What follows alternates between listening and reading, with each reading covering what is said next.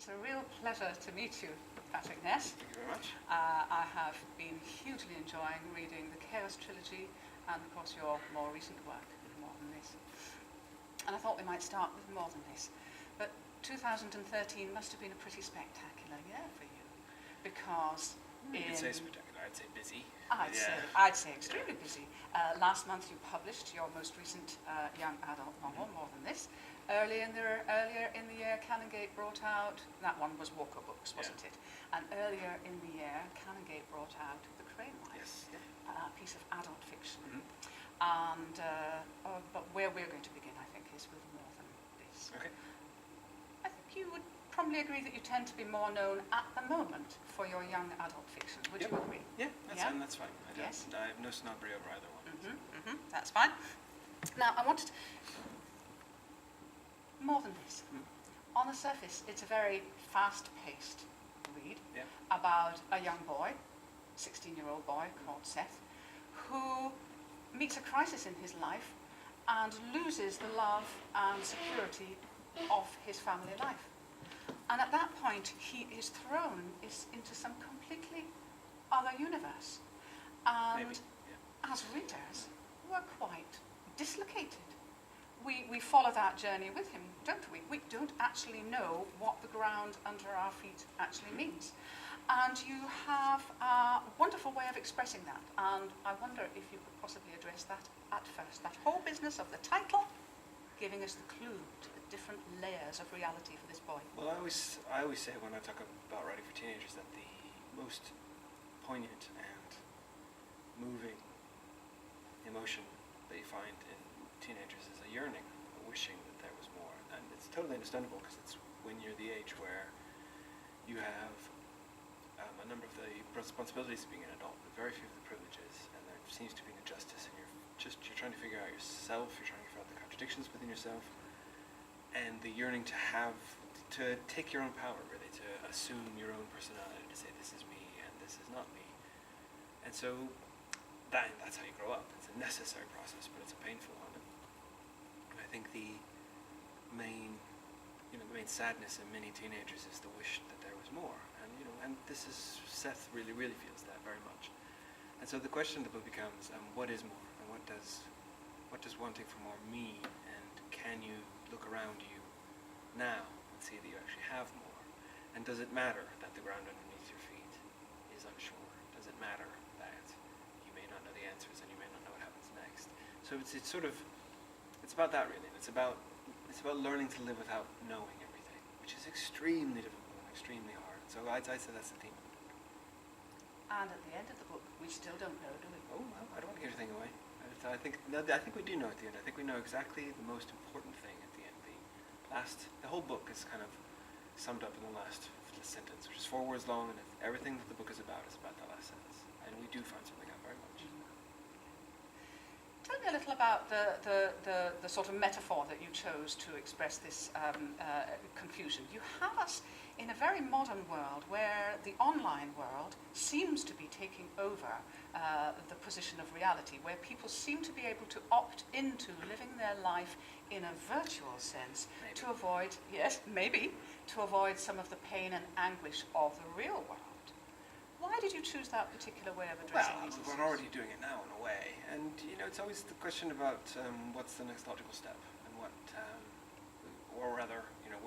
how far could we take it, and if we're placing our lives online, what does that mean? What does that mean for our lives, and what does the idea of our whole life mean? And I'm agnostic on the morality of the question. I think humans evolve and try things out and abandon them, and so we'll see what happens. But it's more a metaphor of he wakes up in a world that's completely abandoned, and it's more, I thought, taking the very popular dystopian metaphor and seeing if I could ask different questions with it, see if I could change it slightly and say, because the dystopias are clearly representations of teenage emotional state, as they should be. It feels like to be a teenager feels like you're living in a dystopia, and that's absolutely fair and fine and probably true. And so I thought, okay, well, if that's true, if we understand all of these. If we think we understand what dystopia means, what if there are more questions to be asked? And I always say that the first part of the book asks the question, where is Seth? And how did he get here? And what is this place? 2 of the book answers it. It says, here it is, here's your answer. This is the explanation. It's a YA adventure explanation. And part 3 of the book says, are you sure? Absolutely sure. And that's where I like, that's the bit where I hope to push it a little farther. Are you sure that this answer, which you've expected, can understand, which you've seen before, are you sure that that's true? So that's really what I was after, was trying to push the metaphor dystopia a little farther. Well, as you've clearly indicated, the vision in the story can be quite bleak, but there are some moments of humour, and they relate to one, in my view, one particular character, young Tomasz. Yeah. His own story has a great tragedy in it, but he is a boy, a character with humour, and he is a character who, like the animal characters in the Chaos trilogy, is a character who gives unconditional love, and that is a huge relief to the reader. So, did you bring that in deliberately? Well, I mean, he just sort of came to life, and I thought my partner's a teacher and teaches. The school's Catholic, and so there's a large contingent of Polish boys in it, and I thought it was really just the thought. I thought, why don't those boys ever see themselves in books? And part of it is really trying to see somebody new and somebody different, and also just the way that Tomasz is. He's younger, he's before he's found out all this difficult stuff. Before he's just about to discover that stuff, and so he's more innocent, he's more open, and he's franker. And I don't think he's quite unconditional. He gets quite upset when people don't give him the credit that he absolutely deserves, and then they are treating him as a child when he's not. And I don't know. I think he's there's a lot of love in Tomasz, but he's not. He's complicated too. He's just realizing it, and his backstory is very sad. And I like what becomes of Tomasz very much. Do you regard yourself as a writer of young adult fiction? Certainly, but not only that. I mean, the problem with the label is not that labels are inaccurate. It's that they're limiting. It's that you get labeled as one thing, and who do you know in life who is ever just one thing? So absolutely, I'm a writer of YA fiction, and proud of it, and delighted to do it, and will carry on doing it, and it's a fantastic job. But I always withhold the right to write anything I want. And so if an adult novel comes up, I'll write that. And because I put the same commitment and the same effort and the same emotional dedication in each one, and I don't really regard them as very different. But again, I have no problem at all embracing that I write for teenagers. The fantastic audience, some of the best in the world, because you have to respect them, which every writer should do to every reader anyway. But teenagers demand it, and if you do, they're very, very willing to follow you to really more far-off places than many adult readers will. So they're great audience. They're great. They're the ones to say, you can say, come along, let's go somewhere fantastic. And they'll go, great! So I love it. I absolutely love it. Yes, because writing for young adults, you're writing for people who are in a stage of transformation. They're emerging from one thing into the adult world. Mm-hmm. And so there are also always going to be these crises and dilemmas. And I wonder why you choose to express them, as you have done in both the Chaos trilogy and in More Than This, in I'm not sure that magical would be the right word, but in a fantasy setting. Why does that work for young adult fiction? Well, because it's about,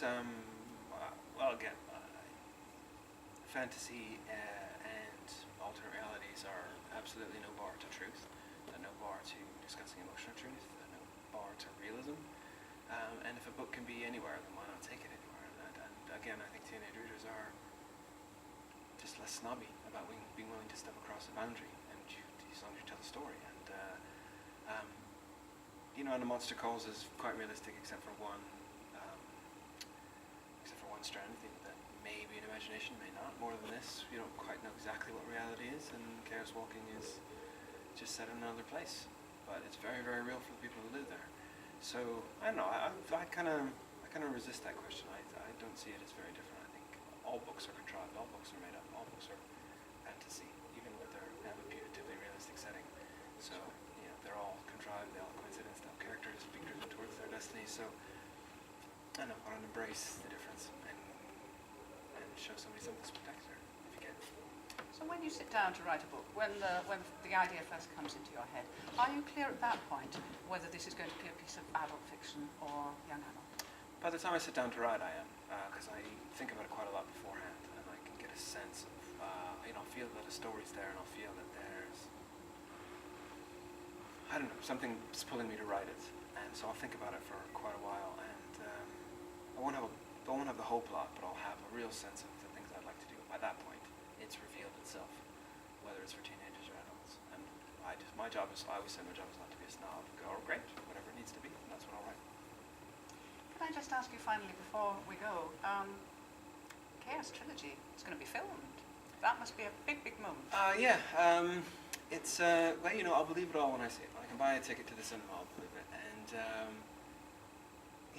but it's in interesting hands. It's in really, really interesting hands. It's quite cool. So we'll see. We'll see if there's a Chaos Walking movie #1 in a couple of years, a year or two maybe. Are you going to be involved at all in the script writing? I'm involved in this. I wrote the script for Monster Calls, but probably not for Chaos Walking. They're great people, and I talk to them through why I did things. And but movies are collaborative, and rightly so. So I can't wait to see what they make of it. Thank you very much. Thank you very much. Thank you.